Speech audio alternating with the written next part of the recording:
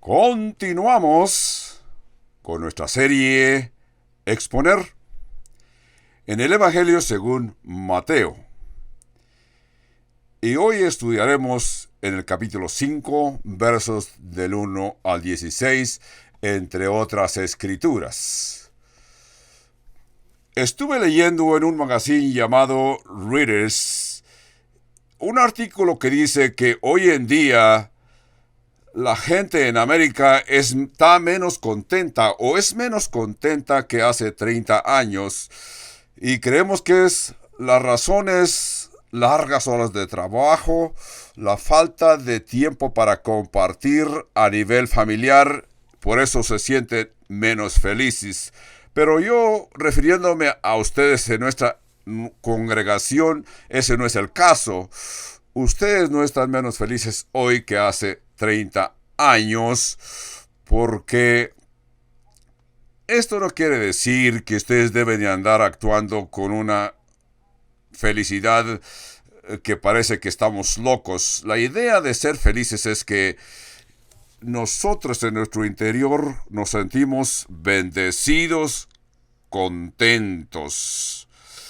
Yo entiendo que este término bendecidos o bienaventurados tiene un sonido diferente. Pero el término bienaventurados se refiere, como ya mencioné, a un contentamiento interior que lo encontramos. Y la Biblia lo presenta de esta manera. Bienaventurado, feliz, espiritualmente próspero, a punto de ser envidiado. Cada uno de ustedes que me está escuchando tiene alguna idea de lo que quiere decir felicidad. Ustedes que me están escuchando alrededor del mundo entienden lo que quiero decir cuando digo bienaventurados. Ustedes pueden hacer esta misma pregunta a otras personas. ¿Qué se necesitaría para que tú seas feliz? Quizás la respuesta va a ser diferente. Algunos dirán, yo estaré feliz si tuviera esta cantidad de dinero. Yo estaría feliz si tuviese o mi propiedad fuera esto que ha estado deseando. O yo sería feliz si estuviera casado con esta o aquella persona. Quizás otras personas te contestarían diciendo, yo sería feliz si no estuviera casado con quien estoy casado. ¿Verdad? Pero la Biblia dice mucho acerca de la verdadera felicidad.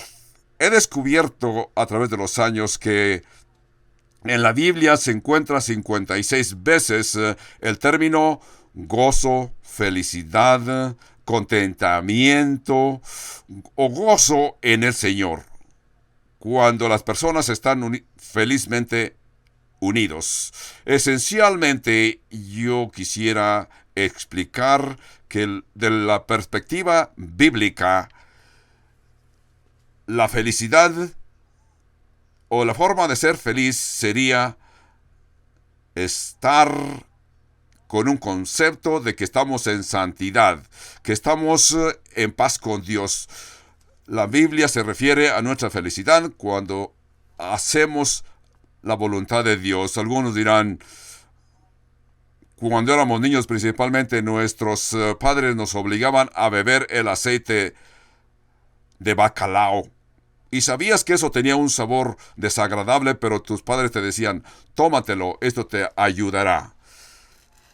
En este pasaje que hoy vamos a leer, Jesús se está refiriendo, está diciendo y está declarando de nuestro gozo, nuestro contentamiento debe ser interior, porque vivimos en el reino de Dios.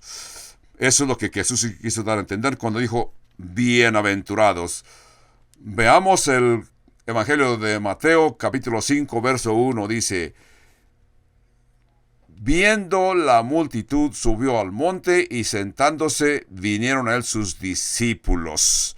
Vamos a continuar con este capítulo del Evangelio de Mateo, porque verso 2 continúa diciendo, y abriendo su boca les enseñaba diciendo, verso 3, bienaventurados los pobres en espíritu, porque de ellos es el reino de los cielos. Bienaventurados los que lloran, porque ellos recibirán consolación. Y así el Señor continuó hablando a la multitud. 9 veces se refirió a el ser bienaventurados. Algo que nosotros queremos enfatizar, y deben ustedes de marcar sus Biblias, que estas son proclamaciones del Señor. No fue que si se sentían emocionados o que si de veras se sentían que estaban bendecidos. No, el Señor proclamó que somos felices. Es lo que el Señor quiere que entendamos que somos felices si todas estas bienaventuranzas se aplican a tu vida. No son simplemente emociones, sino son proclamaciones. En segundo punto, lo que tenemos que notar en estas 9 proclamaciones, de que hay veces que no hace sentido la forma en que el Señor dice que somos bienaventurados. Por ejemplo, el Señor dice que el que es pobre en espíritu es bienaventurado, el que es manso, el que es perseguido. Tú dirías, eso no suena como que es una buena receta para la felicidad. Pero desde el mundo, desde la perspectiva mundana, no parece que somos felices. Suena como que somos miserables. Entendamos lo que Jesús nos quiere decir en esta felicidad, y la mayoría de las personas pensarían que eso no es ser feliz. Desde el punto de vista bíblico, cuando Jesús dice bienaventurados los pobres, bienaventurados los que lloran, bienaventurados los mansos, bienaventurados los misericordiosos. Bueno, si Jesús hubiese dicho que los que son felices son los que son bien parecidos, esbeltos, que tienen hermoso carácter, no. Jesús quiere que sepamos que si tú estás siendo bienaventurado, como Jesús dijo progresivamente, que si eres pobre, y que luego si lloras serás manso, y que si eres manso tendrás hambre y sed por la justicia, y luego si tienes hambre y sed de justicia, serás misericordioso, y luego vendrás a ser limpio de corazón, etcétera, etcétera. Veamos las primeras 2 beatitudes, como la Biblia y muchos les llaman bienaventuranzas. Cuando dice que eres pobre en espíritu, notamos en el estudio pasado de que estos términos de llamarles a los pobres, en otras palabras, cuando tú te consideras pobre, quiere decir que tú ves a Dios, porque eres una persona que te consideras espiritualmente rico. Y estas 2 bienaventuradas se refieren a que eres una persona arrepentida. Sientes dolor porque le has fallado a Dios y tú deseas hacer algo al respecto. Ahora venimos al verso 5, donde presenta la bienaventuranza número 3, donde dice, bienaventurados, que felices, a punto de ser envidiados, espiritualmente prósperos son los mansos, porque ellos recibirán la tierra por heredad. Cuando tú oyes el término mansos, quizás tú crees que no es la definición correcta, porque muchas gentes oyen este término manso y sienten que deben de ser personas humildes, como si Jesús quiere decir, bienaventurados las personas que ni tienen espinazo, porque serán felices frente a Dios. Manso no quiere decir que seas una persona cobarde. Lo que quiere decir que debe de ser manso. Pensemos en una mula, un caballo que es fuerte, feroz, pero cuando se le amansa y se le unce con la guarnición apropiada, este caballo viene a ser manso. pero no deja de ser feroz. Continúa siendo fuerte, pero se le ha amansado. En una palabra, Jesús quiere decir, bienaventurados los que son gentiles, humildes. Físicamente tienen poder, pero han decidido ser mansos para poder ser útiles en el reino de Dios, ser controlados por el Espíritu Santo de Dios. Y si una persona no se considera mansa en el plan del Señor, de nada sirve en el plan de Dios, sino que hay veces que algunos se olvidan de la mansedumbre y se enfurecen, se enaltecen y no pueden ser útiles en el reino de Dios. Y si no se dan cuenta, se sostienen y explotan como una bomba atómica. Entonces, ser manso es tener poder. Pero tú dices, yo quiero ser una persona que practico el dominio propio. Cuando una persona lo explicó de esta manera, cuando pones la transmisión de tu automóvil en el cambio neutral y le das gas al motor y luego le pones el cambio y rumfa aquel motor. No es así con los que somos mansos. Una niña lo explicó de esta manera. Dice, los cuaqueros son gente humilde, nunca gritan, nunca pelean, nunca le gritan a sus niños. Así que mi mamá es cuaquera, pero mi papá no lo es. Eso es como lo explicó esta niña. Otra forma que podemos ver a una persona mansa y humilde de corazón. Separa el término manso en dos palabras y encontrarás una definición nueva. Manso. Manso. Yo digo que esa forma la puedes entender mejor.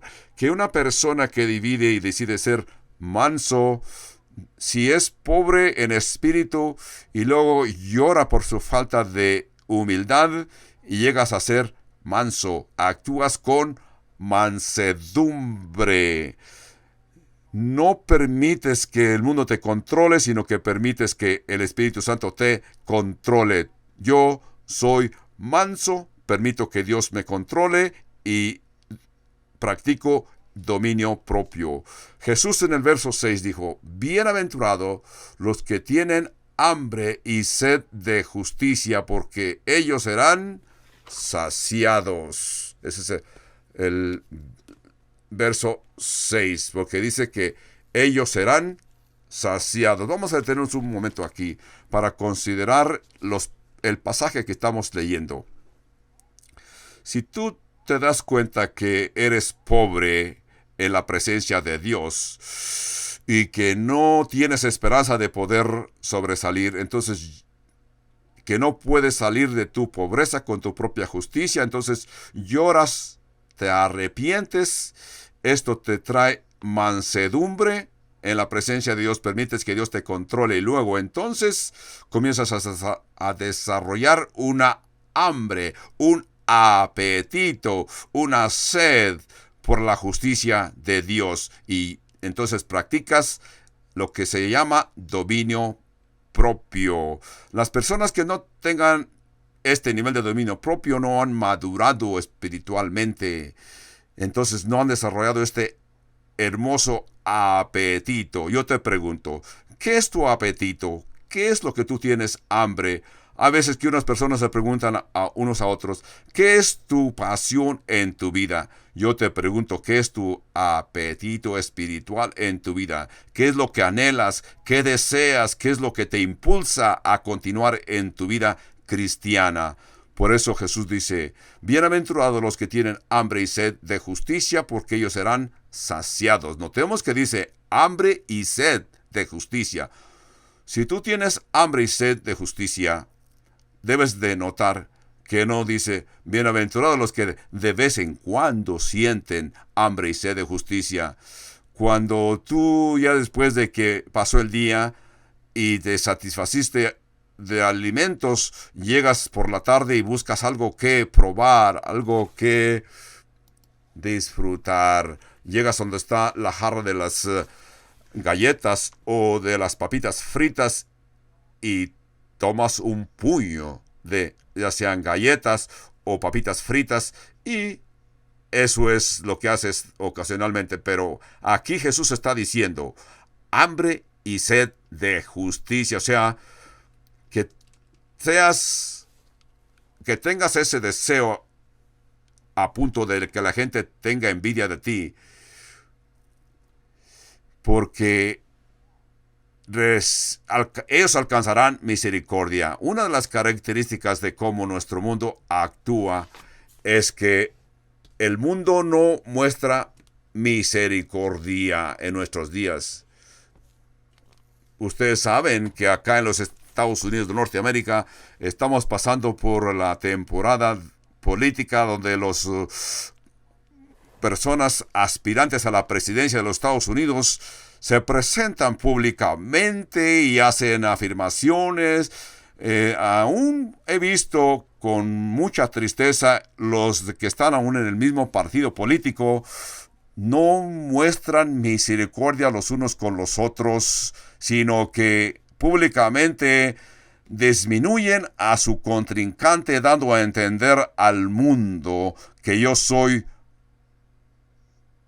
califico mejor que esta persona para ser el futuro presidente de los Estados Unidos, y humillan a sus oponentes a un punto que se les olvida su punto de vida cristiano.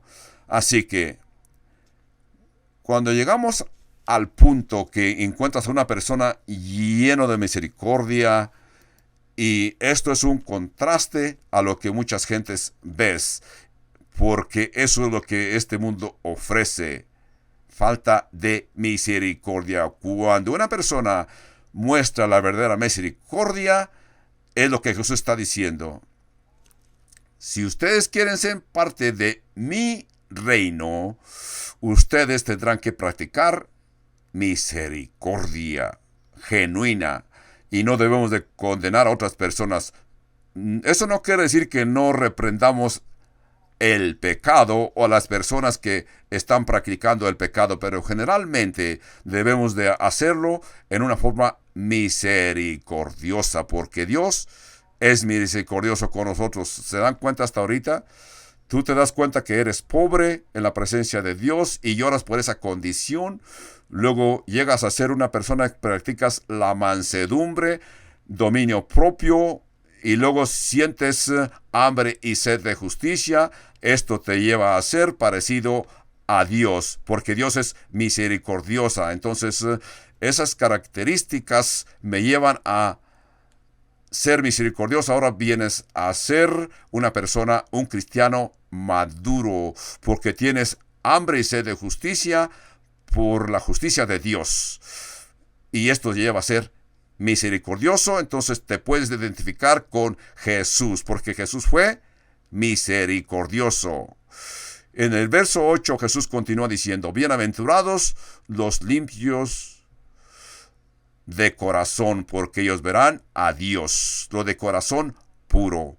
Tendré que explicarles a ustedes lo que Jesús quiso decir y el punto de vista público de puros de corazón. Necesitamos aclarar, porque aquí en los Estados Unidos de Norteamérica, con esta cultura occidental, tenemos desafortunadamente, luchamos en nuestra vida espiritual entre la carne y el espíritu. Nosotros queremos aprender muchas más cosas. Nos preocupamos de aprender más cosas mentalmente para poder continuar nuestra vida con éxito. Y muchos dicen: es más importante cómo te sientes que lo que debes de hacer. Y nos despreocupamos de tener un corazón puro. Tenemos que entender que desde la perspectiva del mundo, decimos que la emoción es más importante que lo que hay en nuestro corazón. En la Biblia nos habla de que el corazón es donde desarrollas tus emociones, es el centro de tu voluntad. A lo mejor incluye algunas amistades, pero la Biblia a veces no se refiere a nuestras emociones. ¿Alguien sabe de dónde vienen las emociones? Algunas Biblias antiguas dicen que nuestras emociones vienen de nuestras entrañas, ¿verdad? Algunos creen que nuestras emociones vienen de nuestras entrañas. Sí, muchos, porque la Biblia a veces se refiere a que nuestras emociones vienen de nuestras entrañas. Es difícil pensar, porque a veces entrañas se refiere a los intestinos, porque la Biblia a veces dice que nosotros debemos de tener unas entrañas misericordiosas. ¿Cuándo es la última vez que tus intestinos fueron misericordiosos? Entonces, eso es lo que estamos considerando nosotros, que es el corazón. Cuando Jesús está diciendo, bienaventurados los de corazón puro, se refiere a nuestro cerebro donde se procesan nuestros pensamientos. Por ejemplo, Proverbios 23, la Biblia dice que así como el hombre piensa en su corazón, entonces así es él. Cuando Salomón escribe a sus hijos en los primeros capítulos de Proverbios, dice, hijo mío, escribe estas palabras en la tabla de tu corazón. En otras palabras, no se te olviden. La metáfora que se utiliza en Proverbios es que escribas en papel para que así las puedas ver y poder recordarlas. Aquí Jesucristo nos está diciendo, porque del corazón vienen los malos pensamientos y los pensamientos adúlteros, etcétera, etcétera, en Mateo 15:19. Aquí Jesús en las bienaventuranzas está diciendo, oh bienaventurados, a punto de ser envidiados los que son de corazón puro. Mateo 5:8. Así que el centro de tu voluntad, el centro de que procesas tus pensamientos es tu corazón, tu cerebro. Jesús nos está diciendo, bienaventurados los que tienen buenas acciones, los que tienen buen vocabulario. Aquí dice, bienaventurados de corazón puro, porque si tú puedes controlar tu corazón, tu cerebro, todo tú serás controlado y así practicas dominio propio. En otras palabras, asegúrate de que tengas un corazón limpio y puro, porque de ahí va a emanar todos tus pensamientos, tus palabras, tus acciones y todo lo demás que va a rodear tu vida. Ahora, la palabra puro aquí, cuando dice bienaventurados los de limpio corazón, un corazón puro, en hebreo es un sonido que dice como catarsis, o sea, algo que tiene que estar limpio. Si hay impureza, la tienes que quitar. Cuando aquí las escrituras lo aplican a nuestro corazón, se refiere a nuestro interior, nuestra pureza en la presencia de Dios. Paz con Dios, número uno. Y en segundo lugar, tú practicas un corazón, una actividad pureza, que eres sincero con los que te rodean. Y esto es, algunas traducciones bíblicas se refieren y lo dicen de esta manera, oh, qué felices son los que audiblemente muestran sinceridad. Otras traducciones lo dicen, oh, qué feliz es aquel que vive una vida con un propósito que está en la presencia de Dios. Si tú estás en la presencia de Dios, vas a considerar estar limpio de corazón, porque verán a Dios. En el verso 9 dice, bienaventurados los pacificadores, porque ellos serán llamados hijos de Dios. Cuando estamos viendo este verso de Mateo 5:9, dice: bienaventurados los pacificadores, porque ellos serán llamados hijos de Dios. Esto quiere decir que tú vas a actuar en una forma correcta y vas a tener hambre de poder ayudar a otras personas. Veámoslo de esta manera. Una vez que tú decides ser pacificador, vas a actuar como un puente. Vas a encontrar que hay personas que están en desacuerdo y tú vas a tratar de unirlos. Cuando tú sabes que tú vienes a ser un pacificador, tú te preguntarás, ¿qué quiere decir esto? Le voy a dar 4 diferentes categorías para que entendamos.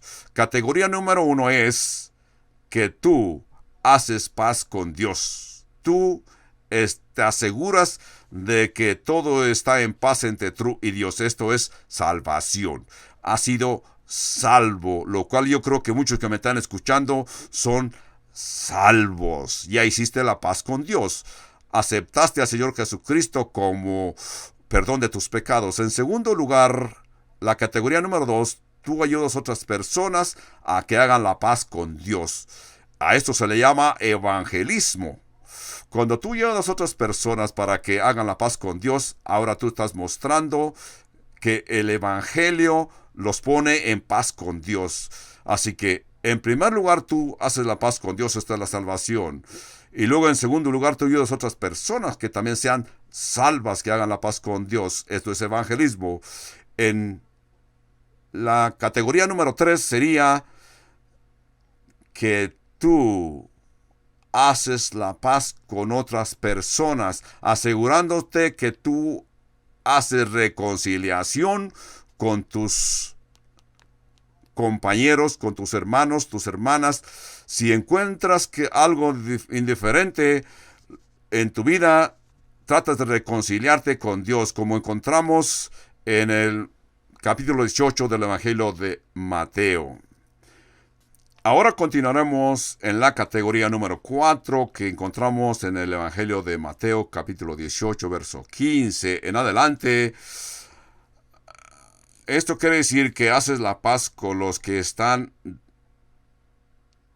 en tu derredor. Como dijo Pablo,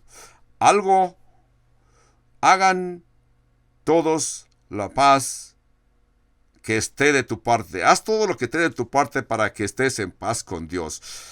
Esta es la categoría número 4, que tú ayudas a otros a que hagan la paz entre sí. Mateo 18, 15 en adelante, como ya mencionamos. Pablo dice, y me alegro que Pablo dice que hagas todo lo que esté de tu parte. Así que haces la paz con Dios. Ese es uno. En la categoría número 2, ayudas a otros a que hagan la paz con Dios, a que sean salvos. En la categoría número 3, haces la paz con otros, o sea, te reconcilias con los que has fallado. Y la categoría número 4, ayudas a otros a que hagan la paz entre sí mismos. Estas 4 categorías te ayudarán a ser pacificador, que es la bienaventuranza que encontramos en Mateo 5:9. Dice aquí que la gente que vive de esta manera serán llamados hijos de Dios. Imagínate. En otras palabras, si tú en verdad te esfuerzas y vives tratando de ser pacificador, la gente lo va a notar y te van a decir, tú debes de tener una relación buena con Dios por la forma de que tú actúas, de que tratas que todos estén en paz los unos con los otros. Vamos a continuar con este pensamiento. Recuerda que dice que tú comienzas en la presencia de Dios pensando que eres pobre frente a Dios y que lloras porque eres pobre frente a Dios y vienes a ser manso, actúas con mansedumbre y luego te pones bajo el control de Dios y sientes hambre y sed de justicia y luego vienes a ser misericordioso. Después de que vienes a ser a ser misericordioso, desarrollas esta hambre y sed de justicia, entre otros. Cuando tú llegas a este punto, vienes a ser como Jesús, vienes a ser misericordioso. Luego sientes que tienes un corazón puro, que eres sincero en la presencia de Dios, y luego cuando eres sincero frente a Dios, vienes a ser pacificador. Ayudas que las personas estén en paz los unos con los otros y que estén en paz con Dios.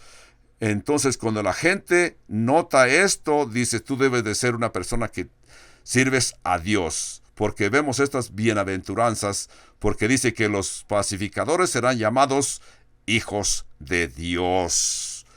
Este es un proceso hermoso. Entonces, ¿qué estamos diciendo aquí?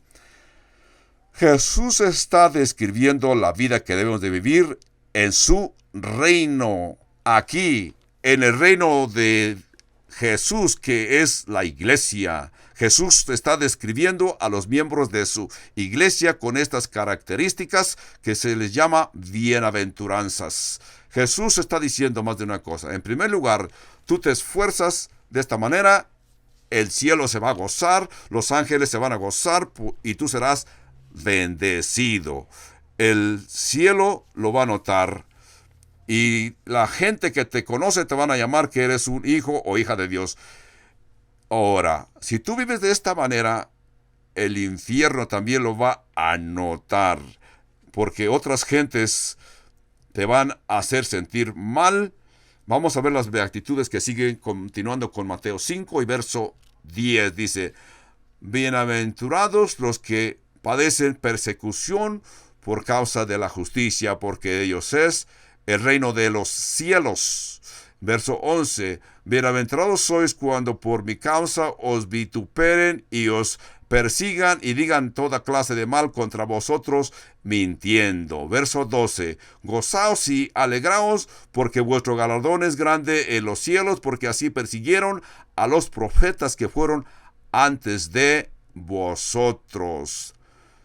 Cuando tú vives de la forma de que Jesús ha prescrito, el mundo lo va a notar y se van a sentir incómodos y te van a perseguir. Por eso es que una actividad te va a llevar a otra. Veamos la progresión en que continúa Jesús explicando. Persecución es un choque inevitable entre dos sistemas de valores que no se pueden reconciliar. Entendamos, persecución es un choque inevitable que va a tomar lugar entre dos sistemas, dos diferentes valores que no se pueden evitar. Nosotros vivimos en el reino de Dios y los valores mundanos van a chocar con la iglesia. Yo diría, la persecución es la consecuencia natural de que tú vives una vida sobrenatural. Le sirves a Dios. Pablo le dijo a Timoteo, y también todos los que quieren vivir piadosamente en Cristo Jesús padecerán persecución. Pablo se lo dijo a Timoteo. ¿Recuerdan este verso? También todos los que quieran vivir piadosamente en Cristo Jesús padecerán persecución. Así que no te sorprendas si tú vives queriendo agradar a Dios y tú vives una vida de piedad en la presencia de Dios. Espera la persecución. Por eso Jesús dice, bienaventurados los que padecen persecución por causa de la justicia, porque de ellos es el reino de los cielos. Bienaventurado serás tú. ¿Cuándo? ¿Cuándo serás perseguido? Y sois bienaventurados cuando por mi causa os vituperen y os persigan y digan toda clase de mal contra vosotros, mintiendo. Tú vas a ser perseguido, ¿por qué? Como dijo Jesús, por la justicia de Dios.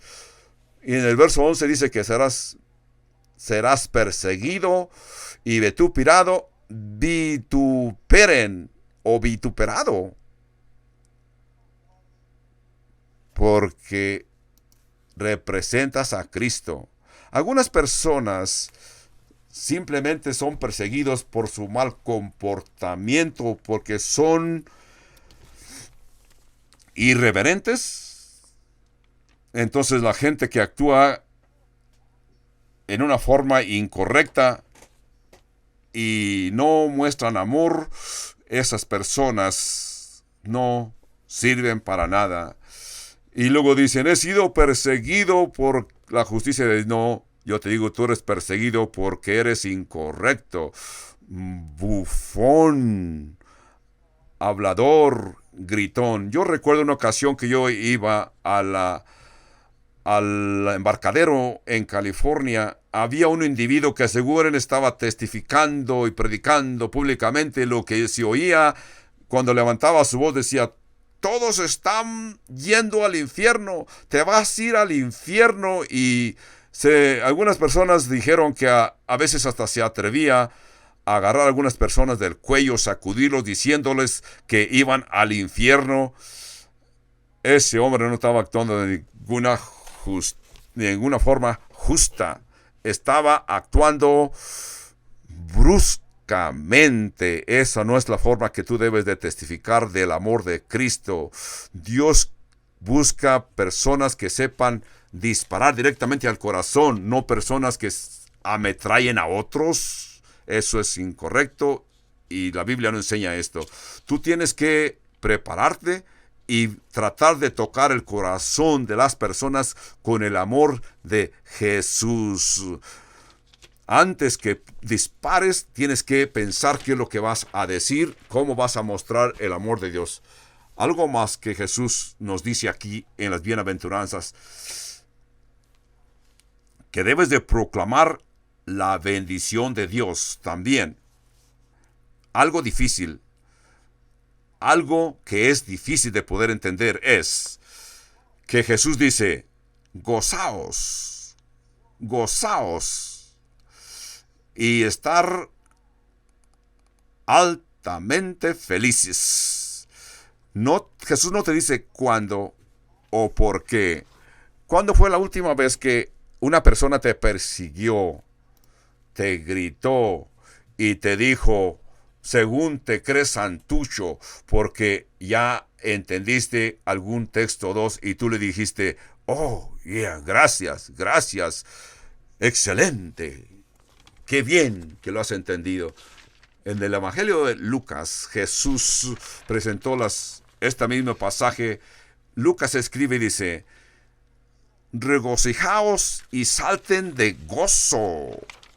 Tú dirías, saltar de gozo cuando alguien te insulta, estar bien gozoso a punto de estar saltando de gusto. Tú dirías, ¿por qué? Entonces, estas dos razones que Jesús nos da. Consideremos el futuro. Cuando Jesús dice aquí, si eres perseguido y serás perseguido porque Jesús dice que te van a perseguir. Jesús te está diciendo que en el cielo tú recibirás tu galardón porque fuiste perseguido. Jesús dijo, no solamente serás gozoso, sino que serás galardoneado, porque después de que tendrás un gran regalo, estarás en una gran compañía, porque dice en el verso 12, gozaos y alegraos, porque vuestro galardón es grande en el cielo, porque así persiguieron a los profetas que fueron antes de vosotros.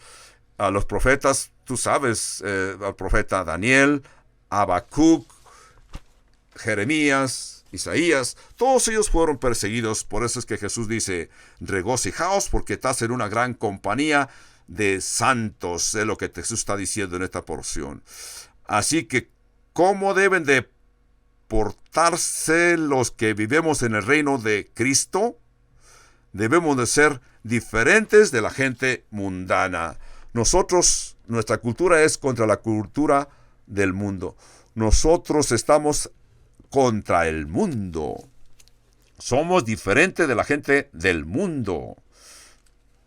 Ahora, los últimos versos que vamos a ver del 13 al 16, estos versos los vamos a leer para concluir nuestro estudio de hoy. Jesús cambia de decirnos cómo debe ser la persona, el tipo de influencia que debemos de tener en la gente mundana. Ahora Jesús dice en el verso 13 de Mateo 5, vosotros sois la sal de la tierra, pero si la sal se desvaneciere, ¿con qué será salada? No sirve más para nada, sino para ser echada fuera y hollada por los hombres. En el verso 14, vosotros sois la luz del mundo. Una ciudad asentada sobre un monte no se puede esconder. Verso 15, ni se enciende una luz y se pone debajo de un almud, sino sobre un candelero y alumbra a todos los que están en casa. Verso 16, así alumbre vuestra luz delante de los hombres, para que vean vuestras buenas obras y glorifiquen a vuestro Padre que está en los cielos. Qué hermoso, ¿verdad?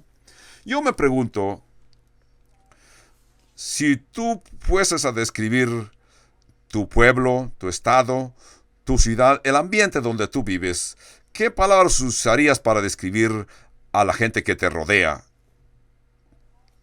Yo les hago esta pregunta porque aquí Jesús está describiendo al mundo como está usando una metáfora para que entendamos nosotros cómo nos debemos de comportar. Dice que nosotros debemos de ser la sal de la tierra y que debemos de ser luz para el mundo. Entonces, en esos años, hace 2000 años, la sal se utilizaba en muchas ocasiones para salar la carne, así la carne no se deterioraba. En esos tiempos no tenían refrigeradores ni congeladoras como en estos tiempos, por eso se utilizaba la sal para que la carne se secara salada y así la carne no se corrompía. Cuando yo fui un jovencito, yo trabajé en una tienda llamada Hugo's. Esa tiendita se llamaba Hugo's Delicatessen, una tienda que vendía productos italianos. Y mi responsabilidad era reemplazar los productos en aquellos estaños, y hay veces que se quedaba un pedazo de carne olvidado por ahí. Después de ciertos días aquello apestaba, y yo sabía que había carne podrida por ahí, hasta que la misma peste, aquella enorme aroma tan horrible, me llevaba a encontrarla. Por eso es que en aquellos años que no había refrigeración, se utilizaba la sal para guardar que la carne no se corrompiera. Por eso es que Jesús está diciendo que tú debes de ser sal para que el mundo no se corrompa. Jesús también dice que debemos de ser la sal para el mundo. En otras palabras, enfáticamente Jesús nos está diciendo que el mundo está en la oscuridad. El mundo se está pudriendo, se está corrompiendo y está en la oscuridad. Entonces, Jesús nos está diciendo en verdad cómo está nuestro mundo, y no es nada nuevo. Hace 2000 años que así estaba y se encuentra. Así que nosotros somos sal, luz. Nosotros debemos de influenciar al mundo como sal y como luz. Algo más acerca de la sal. La sal le añade sabor al guisado. Hay veces que se te sirve un plato de comida y no tiene un buen sabor, pero usas un poco de sal, entonces la sal le va a sacar sabor a aquel guisado. Así que la gente que no vive acá en el estado de Nuevo México pensará en la sal, pero nosotros acá en Nuevo México se utiliza la sal y el chile. Y estos dos combinados le traen un sabor sabroso a la comida. Así que este mundo en que tú te encuentras, donde quiera que me estés escuchando en derredor del mundo, el mundo está desabrido y tú debes de añadir sabor al mundo. Tú debes de ponerle a tu vida algo que debe de atraer a las personas, algo que debe de atraer a los que te rodean. Tú debes de ser una persona que debe de hacer sentir a los demás envidia de ser como tú, porque tú te comportas como un cristiano. Así que si tú estás actuando como Jesús lo pide y lo recomienda, la gente será atraída a Cristo. Yo recuerdo hace años que en una ocasión yo hice una travesura a uno de mis amigos cuando yo era un jovencito. Estábamos en una nevería y se nos trajeron los vasos de Coca-Cola. Y cuando mi amigo se retiró para ir al servicio, yo le hice la travesura y le vacié el salero en su vaso de Coca-Cola. Él regresó. Él, sin darse cuenta, continuó tomando aquella Coca-Cola poco a poco, y yo notaba que le tomaba más y le tomaba más porque esto le daba más sed. Entre más tomaba, sentía más sed, hasta que yo sentí deseo de aclarar. Le dije, mira, te acabo de hacer una travesura, no sigas tomando esa coca. Yo le puse sal. Mejor hala a un lado, que te traigan otro vaso de Coca-Cola y yo lo pago. Pero eso me comprobó a mí que la sal estaba realizando su objetivo. Le traía sed a el paladar de mi amigo. Así, el mundo que nos rodea se está deshidratando por falta de sabor. Así que venimos nosotros los cristianos y debemos de causar deseo en las personas, que salgan de su sed, de su hambre, de su oscuridad, y que vengan a preguntarte. Así que, sumarizando todo el sermón de las bienaventuranzas de Jesús en el capítulo 5 de Mateo 5. En primer lugar, los cristianos debemos de ser diferentes. Debes de practicar las bienaventuranzas y poder ver el sistema de este mundo. Así que, cuando tú eres luz en la oscuridad, vas a ser diferente, en primer lugar. En segundo lugar, Jesús dice que debes de ser notable, porque Jesús dice, una luz no se enciende y se tapa con una almud, dice aquí, o sea, una barrica. Tendremos que notar, en tercer lugar, que tú eres responsable. Jesús nos está diciendo que la sal debe de guardar su sabor. De otra manera, es simplemente sal y no sirve para nada, sino para tirarse a la basura y a lo mejor ser pisoteada. Así que tu sal, nuestra sal, debe de causar sed. Y si somos luz, debemos de ayudar a que los que están en la oscuridad salgan a la luz. Eso nos lleva al punto número 4. Nosotros somos necesarios, somos necesitados. Estamos en esta tierra con una misión importante. Cuando Jesús le dijo a sus discípulos, ustedes son la sal, ustedes son la luz, enfáticamente en griego es un plural.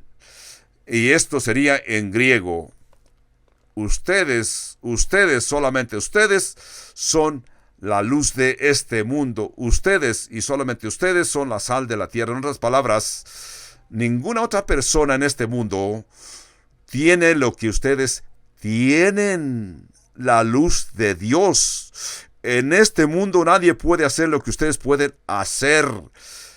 La gente debe de ver en ustedes a Cristo.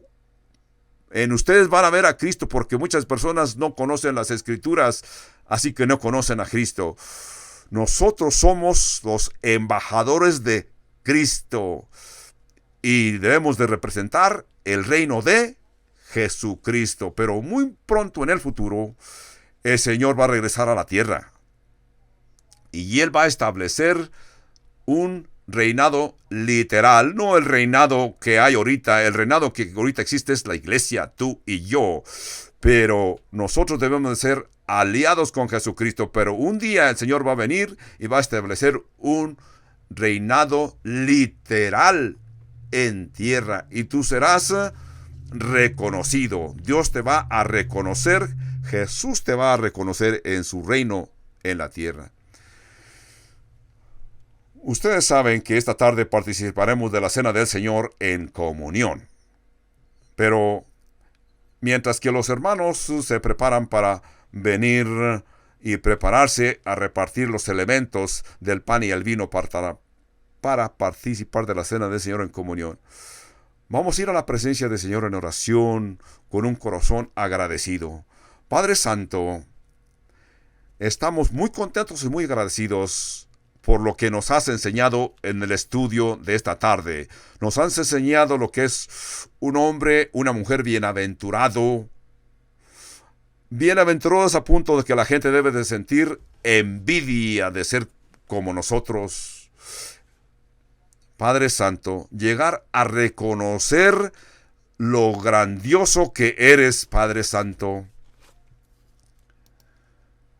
Nos has llegado a hacer sentir que sin ti somos pobres y que luego debemos de llorar porque somos pobres, y luego sentir que debemos de ser mansos, y que después de que somos mansos tenemos hambre y sed de justicia. Padre Santo, de esta manera encontramos y nos damos cuenta que nuestras vidas han cambiado. En lugar de buscar nuestro propio intereses, Padre Santo, nos esforzamos en promover la voluntad de Dios. Padre Santo, nos entregamos, nos ponemos bajo tu servicio. Buscamos de que tú controles nuestras vidas, Padre Santo, Señor. Y después de esto, descubrimos que nuestro apetito y nuestra sed cambia. Ya no tenemos los deseos que antes teníamos por satisfacernos a nosotros mismos. Ahora anhelamos crecer espiritualmente. Anhelamos crecer en nuestra relación contigo, Señor. Y de esta forma nos encontramos siendo ser como tú, que somos misericordiosos. Un corazón sincero frente a Dios y frente a los hombres que nos rodean. Con un corazón puro. Y después que nos encontramos con un corazón puro, entonces notamos la necesidad que hay en el mundo, de que el mundo está en la oscuridad. Padre Santo, te pedimos que nos animes.